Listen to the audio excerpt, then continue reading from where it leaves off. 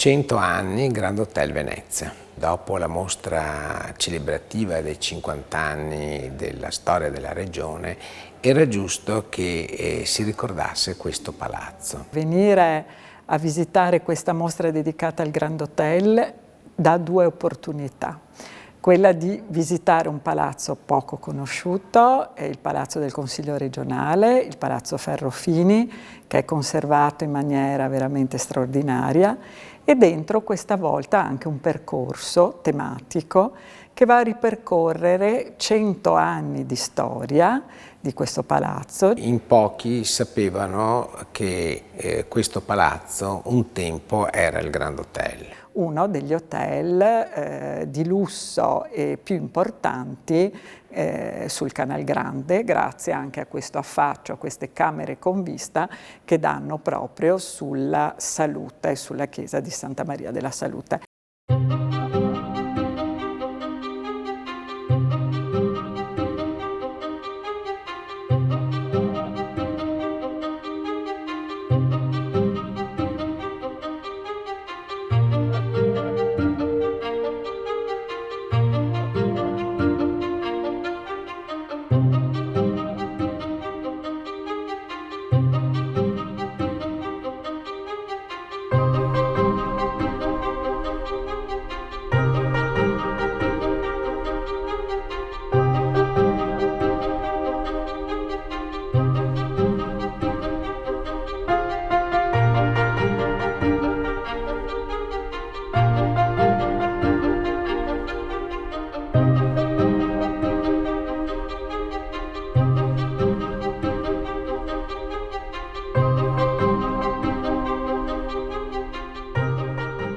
Questo era proprio il luogo non solo delle celebrità, ma anche del potere, un luogo dove sono stati ospitati i più importanti uomini politici dell'epoca.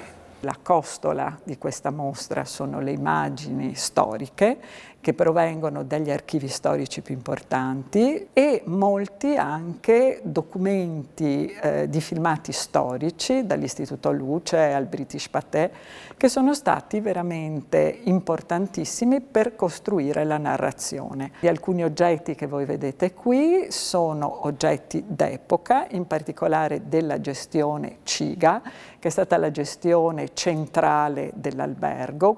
Dovevamo, in un certo senso, anche far capire ai cittadini, ai visitatori, cosa era stato questo palazzo in passato e cosa poi è per la regione in questo momento.